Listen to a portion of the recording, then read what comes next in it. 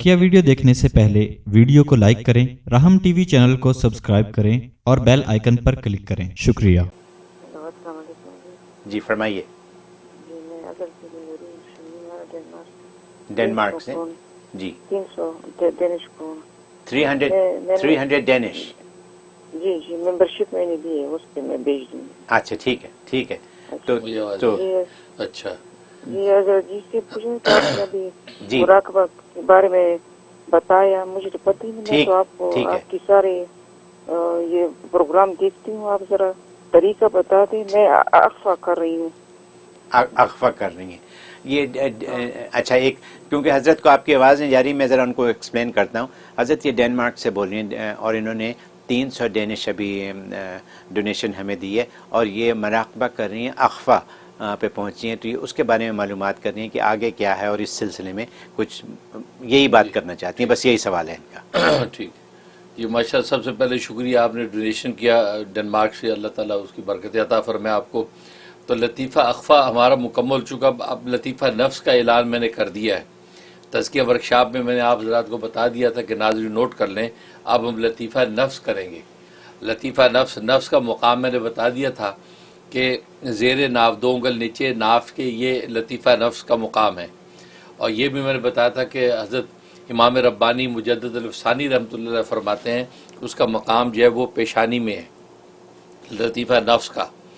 तो मुहक्किकीन उलमा ने जब इसके ऊपर जो वो तगोदो की तो उन्होंने ये नतीजा निकाला कि नफ्स का जो है वो सर तो पेशानी में है और धड़ उसका जो है वो ज़ेर नाफ है। तो गोया कि इस तरीके से उन्होंने इसको डिफ्रेंशिएट किया और दोनों इबारतों को तत्बीक दी कि असल में सर में जो है वो पेशानी में जो उसका सर है नफ्स का और जो है ज़ेर नाफ उसका धड़ है।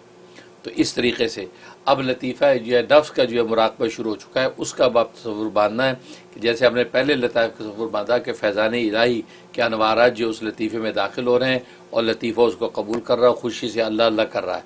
ऐसी अब आपने लतीफ़ा नफ्स में तसव्वुर बांधना है।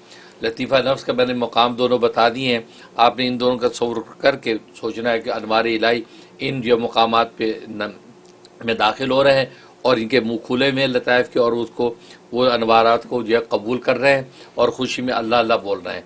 और आपने यूँ सर नीचे करके बैठ जाना है, बस इन मकामात का तसव्वुर करके ये सोचना है कि ये अल्लाह अल्लाह कर रहे हैं, क्योंकि आप अल्लाह अल्लाह की आवाज़ सुनने की कोशिश कर रही हैं। ये कैफियत तो लतीफ़ा नफ्स जो अब ये नाज़रीन नोट कर लें। अब लतीफ़ा नफ्स का जो है वो ज़िक्र जो है बज़ुबान जो है क्या कहते हैं बज़ुबान ख़याल बराए दफ़ा है सरकशी व बगावत।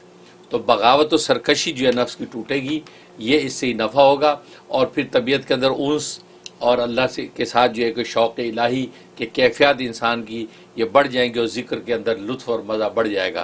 तो ये अलामत इस बात की कि आपका लतीफ़ा नफ्स जो है माशाअल्लाह वो गया कि समर रहा है और आपको नफ़ा पहुँच रहा है। बहुत शुक्रिया हज़रत।